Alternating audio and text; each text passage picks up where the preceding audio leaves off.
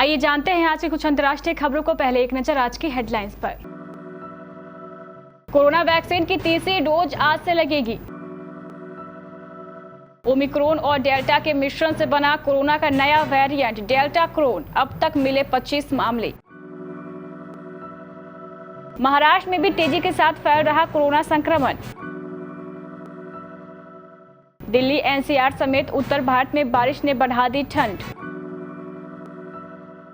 दिल्ली में weekend curfew, UP में सख्त पाबंदी, तमिलनाडु में लॉकडाउन, कोरोना के भयावह आंकड़े।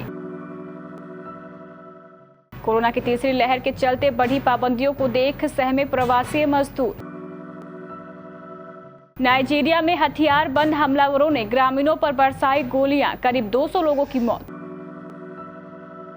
एयर कंडीशनर, रेफ्रिजरेटर की कीमतें बढ़ी, वॉशिंग मशीन के दाम में भी जल्द होगा इजाफा।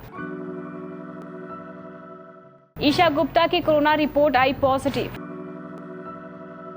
और केपटाउन टेस्ट में विराट कोहली खेलेंगे या नहीं, कोच राहुल द्रविड़ ने दिया जवाब। देश में कोरोना का खतरा लगातार बढ़ता जा रहा है। तीसरी लहर में मामलों में जबरदस्त बढ़ोतरी देखने को मिल रही है।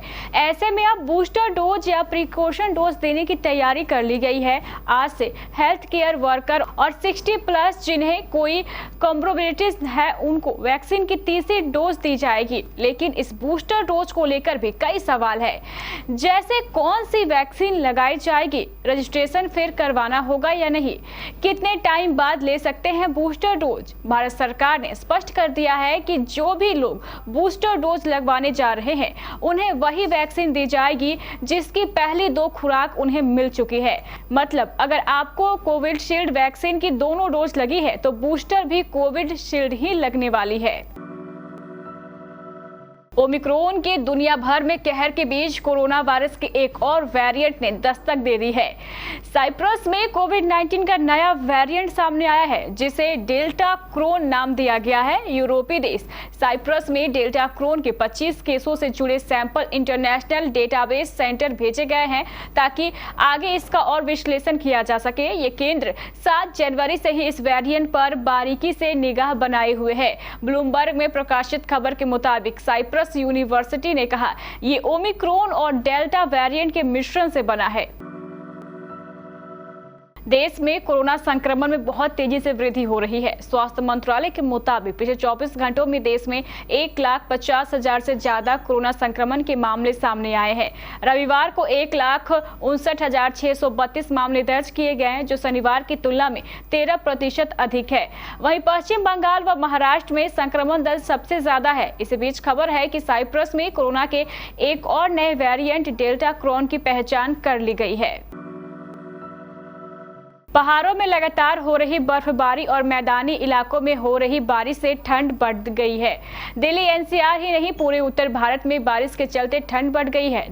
दिल्ली, पंजाब, राजस्थान, हरियाणा में बारिश के चलते तापमान 4 से 6 डिग्री तक गिर गया है। वहीं उत्तर प्रदेश के कई जिलों में ओलावृष्टि भी हुई है। मौसम विभाग के अनुसार पश्चिमी विक्षोभ का असर अब खत्म हो गया है। सोमवार यानी आज से आसमान साफ हो जाएगा। हालांकि कोहरा परेशान कर सकता है। तापमान में तेजी से गिरावट होगी। अगले एक सप्ताह में न्यूनतम तापमान 6 डिग्री सेल्सियस तक आ सकता है।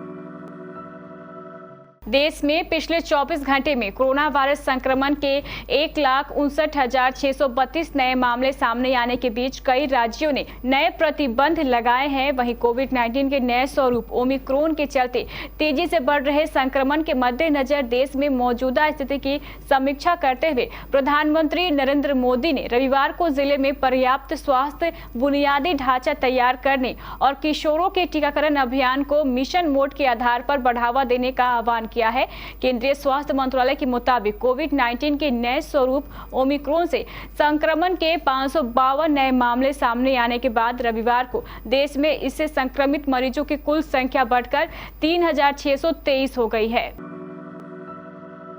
कोरोना महामारी की नई लहर और ओमिक्रॉन के बढ़ते प्रकोप को देखते हुए एक बार फिर पाबंदियों का दौर शुरू हो गया है।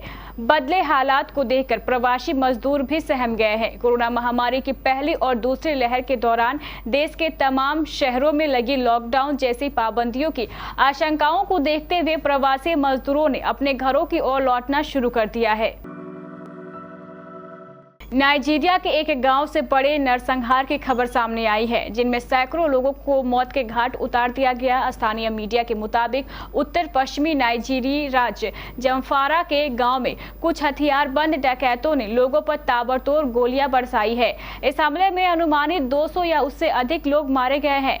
खबरों की माने तो हमलावरों ने सोमवार को अपने ठिकानों पर हुए सैन्य हवाई हमलों का घातक प्रतिरोध लिया है। नरसंहार में मारे गए लोगों को दफनाने में सेना ने सामूहिक रूप से लोगों की मदद की। हालांकि राज्य सरकार का कहना है कि हमले में 58 लोगों की मौत हुई है। एसी फ्रिज की कीमतें नए साल में बढ़ गई है और वॉशिंग मशीन के दाम में भी जल्द इजाफा हो सकता है। नए साल में यह ग्राहकों के लिए बड़ा झटका माना जा रहा है। कच्चे माल और ढुलाई भाड़े में बढ़ोतरी के बाद नए साल में एयर कंडीशनर और रेफ्रिजरेटर की कीमतें बढ़ गई है। वॉशिंग मशीन के दाम मार्च तक 5 से 10% तक बढ़ सकते हैं।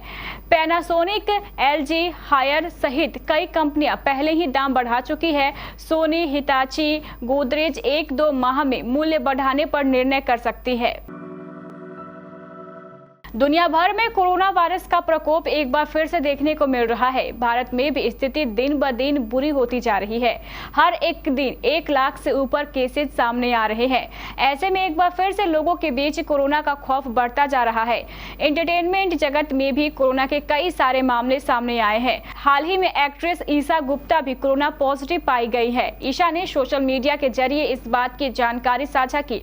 ईशा गुप्ता ने इस बारे में इंस्टाग्राम स्टोरी पर सभी को कंफर्मेशन दिया और लिखा कि ठीक तरह से प्रिकॉशन लेने के बाद भी मैं कोरोना वायरस की शिकार हो गई हूं।